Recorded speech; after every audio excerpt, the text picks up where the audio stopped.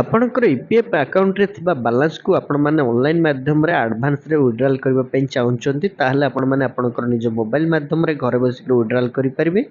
Apply କରିବାର 2ରୁ 3 ଦିନ ଭିତରେ ଆପଣଙ୍କୁ ଏହି ଟଙ୍କା ମିଳିଯିବ। ଆପ୍ଲାଏ କରିବାକୁ ହେଲେ ପ୍ରଥମେ ଆପଣଙ୍କର ଫୋନ୍ରେ ଗୁଗୁଲ୍ କ୍ରୋମ୍ ବ୍ରାଉଜରକୁ ଆସିବେ। ବ୍ରାଉଜରକୁ ଆସିଲା ପରେ ସର୍ଚ୍ଚ ବାର୍ ବକ୍ସରେ UAN ଲେଖି ସର୍ଚ୍ଚ କରିବେ। ସର୍ଚ୍ଚ କଲା ମାତ୍ରେ ପ୍ରଥମେ ଗୋଟେ ଲିଙ୍କ୍ ଆସିବ, ସେ ଲିଙ୍କ୍ ଉପରେ ଆପଣମାନେ କ୍ଲିକ୍ କରିବେ। କ୍ଲିକ୍ କଲା ମାତ୍ରେ ଏଇଭଳି ପେଜ୍ଟି ଓପନ୍ ହେଇଯିବ। ଏମ୍ପ୍ଲୟି ପ୍ରୋଭିଡେଣ୍ଟ ଫଣ୍ଡ ଅର୍ଗାନାଇଜେସନର ପେଜ୍ଟି ଆପଣଙ୍କ ସାମ୍ନାରେ ଏମିତି ଓପନ୍ ହେଇଯିବ। ଏଠି ଆପଣଙ୍କୁ ଆପଣଙ୍କର ୟୁଏନ୍ ନମ୍ବର ଆଉ ପାସୱାର୍ଡ଼ ଦେଇ ସାଇନ୍ ଇନ୍ କରିବା ପାଇଁ ପଡ଼ିବ। ଯଦି ଆପଣମାନଙ୍କ ପାଖରେ ୟୁଏନ୍ ନମ୍ବର ରହିଛି, ପାସୱାର୍ଡ଼ କ'ଣ ରହିଛି ଆପଣମାନେ ଜାଣିନାହାନ୍ତି କିମ୍ବା ଭୁଲି ଯାଇଛନ୍ତି, ପାସୱାର୍ଡ଼ଟି ମଧ୍ୟ ପୁନର୍ବାର ଚେଞ୍ଜ କରିପାରିବେ। ଏହି ପେଜ୍ର ଦେଖନ୍ତୁ ଫରଗେଟ୍ ପାସୱାର୍ଡ଼ ବୋଲି ଯେଉଁ ଅପସନ୍ଟି ରହିଛି ତା ଉପରେ କ୍ଲିକ୍ କରିବେ। ଏଇଭଳି ପେଜ୍ଟି ଓପନ୍ ହେଇଯିବ। ଏହି ପେଜ୍ରେ ପ୍ରଥମେ ଆପଣଙ୍କର ୟୁଏନ୍ ନମ୍ବରଟି ଦେବେ ୟୁଏନ୍ ବକ୍ସରେ। ତା ତଳେ ଆପଣଙ୍କର ନାମଟି ଯାହା ବି ରହିଛି ନାମଟିକୁ ଦେଇଦେବେ। ତାପରେ ରହିଛି ଆପଣଙ୍କର ଡେଟ୍ ଅଫ୍ ବାର୍ଥଟିକୁ ଏଠୁ ଏଣ୍ଟର କରିଦେବେ କିମ୍ବା ସିଲେକ୍ଟ କରିବେ। ଆପଣଙ୍କର ଡେଟ୍, ମନ୍ଥ, ଇୟର୍, ଆପଣଙ୍କର ଡେଟ୍ ଅଫ୍ ବାର୍ଥ ଯାହା ଥିବ ଆକୁ ଆପଣମାନେ ଏଣ୍ଟର କରିଦେବେ। ତାପରେ ଆପଣଙ୍କୁ ଜେଣ୍ଡରଟିକୁ ସିଲେକ୍ଟ କରିବା ପାଇଁ ପଡ଼ିବ। ମେଲ୍ ଫିମେଲ୍ ଯାହା ବି ହେଇଥିବ ସିଲେକ୍ଟ କରିଦେବେ। ତାପରେ ଆପଣଙ୍କର ମୋବାଇଲ୍ ନମ୍ବରଟିକୁ ଏ ବକ୍ସରେ ଏଣ୍ଟର କରିଦେବେ। ମୋବାଇଲ୍ ନମ୍ବରଟିକୁ ଏଣ୍ଟର କରିସାରିଲା ପରେ ତଳେ ଛୋଟ ବକ୍ସ ରହିଛି ତା ଉପରେ କ୍ଲିକ୍ କରି ପେଜ୍କୁ ସ୍କ୍ରଲ୍ ଡାଉନ୍ କରିବେ। ଆପଣଙ୍କୁ ଗୋଟେ କ୍ୟାପ୍ଚା ଶୋ ହେଉଥିବ। ଯାହା ବି ଆପଣମାନଙ୍କୁ କ୍ୟାପ୍ଚା ଶୋ ହେଉଥିବ, ଯାହା ବି ଲେଖା ଆପଣମାନଙ୍କୁ ଦେଖିବା ପାଇଁ ମିଳୁଥିବ, ସେମ୍ ଲେଖା ଆପଣମାନେ ଏଇ ଖାଲି ବକ୍ସରେ ଦେଖିକରି ଲେଖିବେ। ଲେଖି ସାରିଲା ପରେ ତଳେ ରହିଛି ଗେଟ୍ ଅଥରାଇଜେସନ୍ ପିନ୍ ବୋଲି ଯେଉଁ ଅପସନ୍ ତା ଉପରେ କ୍ଲିକ୍ କରିବେ। କ୍ଲିକ୍ କଲା ମାତ୍ରେ ନେକ୍ସଟ ଗୋଟେ ପେଜ୍ ଓପନ୍ ହେଇଯିବ। ଦେଖନ୍ତୁ ଆପଣ ଯେଉଁ ମୋବାଇଲ୍ ନମ୍ବରଟି ଦେଇଥିବେ ସେଇ ମୋବାଇଲ୍ ନମ୍ବରକୁ 6 ଅଙ୍କର ଏକ OTP ଆସିଥିବ। ଦେଖନ୍ତୁ OTPଟି ଆମ ପାଖକୁ ଯେମିତି ଆସିସାରିଛି, ସେଇ OTPଟିକୁ ଏଣ୍ଟର OTP ବକ୍ସରେ OTPଟିକୁ ଏଣ୍ଟର କରିଦେବେ। ଏଣ୍ଟର କରିସାରିଲା ପରେ ତଳେ ରହିଛି ଦେଖନ୍ତୁ ଏଣ୍ଟର ନ୍ୟୁ ପାସୱାର୍ଡ଼। ଆପଣଙ୍କୁ ଗୋଟେ ପାସୱାର୍ଡ଼ ଏଠି ଦେବା ପାଇଁ ପଡ଼ିବ। ଯେଉଁ ପାସୱାର୍ଡ଼ରେ ଆପଣମାନେ କ୍ୟାପିଟାଲ ଲେଟର ରହିବ, ସ୍ମଲ୍ ଲେଟର ରହିବ, ନମ୍ବର ରହିବ, ସ୍ପେଶାଲ କ୍ୟାରେକ୍ଟର ରହିବ। ଷ୍ଟ୍ରଙ୍ଗ ପାସୱାର୍ଡ଼ଟି ଏଇଭଳି ଭାବେ ବନାନ୍ତୁ। ଏକ୍ଜାମ୍ପଲ୍ ରୂପେ ମୁଁ ଗୋଟେ ପାସୱାର୍ଡ଼ ଦେଇଦେଇଛି, ଆପଣଙ୍କ ହିସାବରେ ଆପଣମାନେ ଦେବେ। ସେଇ ପାସୱାର୍ଡ଼ଟି ତଳେ ମଧ୍ୟ ଦେବେ କନଫର୍ମ ପାସୱାର୍ଡ଼ ବକ୍ସରେ। ପାସୱାର୍ଡ଼ଟି ଏଣ୍ଟର କରିସାରିଲା ପରେ ତଳେ ରହିଛି ଭେରିଫାଇ ଉପରେ ଆପଣମାନେ କ୍ଲିକ୍ କରିବେ। କିଛି ସମୟ ଆପଣଙ୍କୁ ୱେଟ୍ କରିବା ପାଇଁ ପଡ଼ିବ। ନେକ୍ସଟ ଗୋଟେ ପେଜ୍ ଓପନ୍ ହେଇଯିବ। Your password has been successful change. ଆପଣଙ୍କର ପାସୱାର୍ଡ଼ଟି ଚେଞ୍ଜ ହେଇଗଲା। ଆପଣ ଯେଉଁ ପାସୱାର୍ଡ଼ଟି କ୍ରିଏଟ୍ କଲେ ବର୍ତ୍ତମାନ ସେଇ ପାସୱାର୍ଡ଼ଟି ଆପଣମାନେ ଦେଇକରି ଲଗ୍ଇନ୍ କରିପାରିବେ। ଦେଖନ୍ତୁ ହୋମ୍ ପେଜ୍କୁ ଆସିଯିବେ, ଏମ୍ପ୍ଲୟି ପ୍ରୋଭିଡେଣ୍ଟର ହୋମ୍ ପେଜ୍କୁ ଆସିଯିବେ। ଏଠି ଦେଖନ୍ତୁ ରହିଛି କ୍ଲିକ୍ ହିୟର୍ ଟୁ ଲଗ୍ଇନ୍, ତା ଉପରେ କ୍ଲିକ୍ କରିଦେଲେ ହୋମ୍ ପେଜ୍ ଉପରେ ଆପଣମାନେ ଆସି ପହଞ୍ଚିଯିବେ। এই পেଜ୍କୁ ଆସିଯିବେ। ଆପଣଙ୍କର ୟୁଏନ୍ ନମ୍ବରଟି ଦେଇଦେବେ। ଯେଉଁ ପାସୱାର୍ଡ଼ଟି ଆପଣମାନେ ବନେଇଲେ ସେ ପାସୱାର୍ଡ଼ଟିକୁ ଦେଇଦେଇ ସାଇନ୍ ଇନ୍ ଉପରେ କ୍ଲିକ୍ କରିବେ। ସାଇନ୍ ଇନ୍ ଉପରେ କ୍ଲିକ୍ କଲେ ଆପଣଙ୍କ ସାମ୍ନାରେ ଏଇଭଳି ପେଜ୍ଟି ଓପନ୍ ହେଇଯିବ। ଆଉ ଗୋଟେ ପେଜ୍ ଓପନ୍ ହେଇଯିବ ଲଗ୍ଇନ୍ ସେକେଣ୍ଡ ଫ୍ୟାକ୍ଟର ଅଥେଣ୍ଟିକେସନ୍।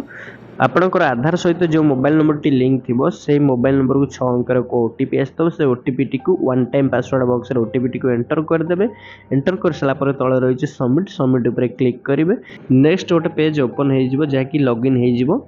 ଦେଖନ୍ତୁ ଏହି ପେଜ୍ରେ ଅନେକ ଗୁଡ଼ିଏ ଅପସନ୍ ରହିଛି। ଲେଫ୍ଟ ସାଇଡ଼୍ରେ 3 ଲାଇନ୍ ରହିଛି, ତାପରେ କ୍ଲିକ୍ କରିବେ। ଅନେକ ଗୁଡ଼ିଏ ଅପସନ୍ ଆସିବ, ତା ଭିତରେ ରହିଛି ଅନଲାଇନ୍ ସର୍ଭିସ୍, ତା ଉପରେ କ୍ଲିକ୍ କରିବେ। ଆଉ 3ଟି ଅପସନ୍ ଓପନ୍ ହେଇଯିବ। Claim form 31, 19, 10C and 10D। ପ୍ରଥମେ ଯେଉଁ ଅପସନ୍ଟି ରହିଛି ତା ଉପରେ କ୍ଲିକ୍ କରିବେ। এইଭଳି ପେଜ୍ଟି ଓପନ୍ ହେଇଯିବ।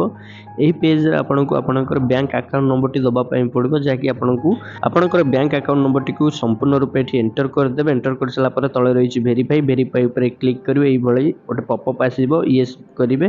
ୟେସ୍ କଲା ମାତ୍ରେ ନେକ୍ସଟ ଗୋଟେ ପେଜ୍ ତଳେ ଓପନ୍ ହେବ। ପ୍ରୋସିଡ୍ ଫର୍ ଅନଲାଇନ୍ କ୍ଲେମ୍ ବୋଲି ଯେଉଁ ଅପସନ୍ଟି ଆପଣଙ୍କୁ ଶୋ ହେଉଥିବ ତା ଉପରେ କ୍ଲିକ୍ କରିଦେବେ। ଏମିତି ଭେରିଫାଇ ହେଇଯିବ। ନେକ୍ସଟ ଗୋଟେ ପେଜ୍ ଆପଣଙ୍କ ସାମ୍ନାରେ ଓପନ୍ ହେଇଯିବ। ଏହି ପେଜ୍ରେ ଆପଣମାନେ ଆପଣଙ୍କର ଡିଟେଲ୍ସ ଦେଖିପାରିବେ। ପେଜ୍କୁ ସ୍କ୍ରଲ୍ ଡାଉନ୍ କଲା ପରେ ଦେଖନ୍ତୁ I want to apply for PF advance form 31 ଉପରେ ଆପଣମାନେ ସିଲେକ୍ଟ କରିବେ। ତାପରେ ଆପଣମାନଙ୍କୁ ସିଲେକ୍ଟ ସର୍ଭିସ୍ କରିବା ପାଇଁ ପଡ଼ିବ। ଆପଣଙ୍କର ମେମ୍ବର ଆଇଟିକୁ ସିଲେକ୍ଟ କରିଦେବେ।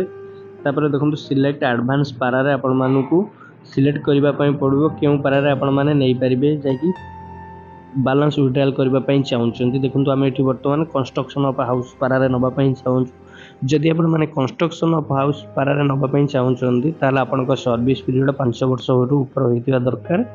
ଯଦି ଆପଣମାନେ ନ୍ୟାଚୁରାଲ୍ କ୍ଲେମ୍ରେ ନେଉଛନ୍ତି ତାହେଲେ ଆପଣମାନେ କେବଳ ଏମ୍ପ୍ଲୟି ସେୟାର ୱିଡ୍ରାଲ୍ କରିପାରିବେ। ଯଦି ଆପଣମାନଙ୍କର employee share and employer share ଦୁଇଟି ଯାକ ସେୟାର ନେବା ପାଇଁ ଚାହୁଁଛନ୍ତି ତାହେଲେ ଆପଣମାନଙ୍କର ସର୍ଭିସ୍ ପିରିୟଡ଼ 5 ବର୍ଷରୁ ଉପରେ ହୋଇଛି ତାହେଲେ ଆପଣମାନେ କନଷ୍ଟ୍ରକ୍ସନ୍ ଅଫ୍ ହାଉସ୍ରେ ସିଲେକ୍ଟ କରିବେ। ଦେଖନ୍ତୁ କନଷ୍ଟ୍ରକ୍ସନ୍ ଅଫ୍ ହାଉସ୍ରେ ଆମେ ସିଲେକ୍ଟ କରିସାରିଲା ପରେ ତଳେ ରହିଛି ଏମାଉଣ୍ଟ। ଆମର ଯେତେ ଟଙ୍କା ବି ଏମାଉଣ୍ଟ ରହିଛି ଆମେ ଏଠି ଏମାଉଣ୍ଟଟିକୁ ଏଣ୍ଟର କରିଦେଉଛୁ। एमाउंट टी एंटर कर सारा पर देखो तले रही एम्प्लॉय एड्रेस आपंकर जहाँ भी एड्रेस रही आधार कार्ड रे से एड्रेस टी आपको ये दवापाई पड़ो। देखो रही लोकालिटी आपंकर आर्ट टी देदेवे। स्टेट रे आपंकर पोस्ट ऑफिस नाम टी देदेवे। पोस्ट ऑफिस नाम जहाँ भी होपर स्टेट टी सिलेक्ट करदे ओडिशा करदे।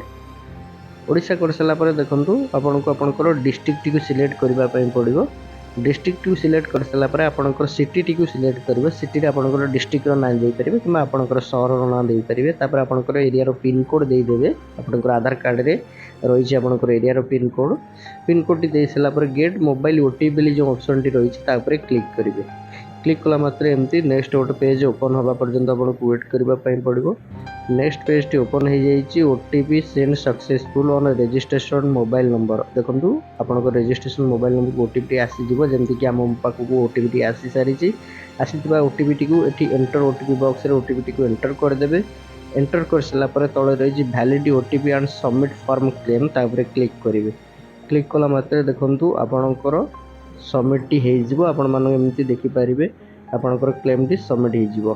क्लेम टी सबमिट कर सारापर आपंकर स्टाटस टी केमती चेक करेंगे। यही पेज रो लेफ्ट साइड से लाइन उपर क्लिक करेंगे। पुणी ऑनलाइन सर्विस उपर को आसवे ता भीतर रही देखो ट्रैक क्लेम स्टाटस बोली जो ऑप्शन तापर क्लिक करेंगे। क्लिक कला मात्र आपण मैंने देखिपारे आप जो क्लेम टी कले देखो सबमिट एट पोर्टाल आपण मैंने देखिपारे जमती आप जो क्लेम टी कले क्यों डेट रे कले देखो आपको देखापी मिलूँ फॉर्म टाइप रे एटी देखो सेंड टू फील्ड ऑफिस रे जमती कि एटी बर्तमान खाली रही ब्लैंक रही से घरटी जितेबाला फील्ड ऑफिस द्वारा अप्रूवाल हो आपण मानकर करंट स्टाटस रे क्लेम सेटल शो हम। देखो जमती कि पूर्व क्लेम सेटल शो होती क्लेम कर व्यक्ति टंका उठे आपण मैंने ये देखिपारे। देखो 2 दिन पर आम जो आम पुणी स्टाटस टी चेक करुचे देखापी मिलूँ जमती क्लेम सेटल जहाँकि 2 ରୁ 3 दिन समय लगुच। जदि मैंने आडभांस क्लेम नौ पीएफ रे टंका को ताल आपको 2 ରୁ 3 दिन समय लगुच भितर आपंकर क्लेम टी सेटल हो जाऊँगी।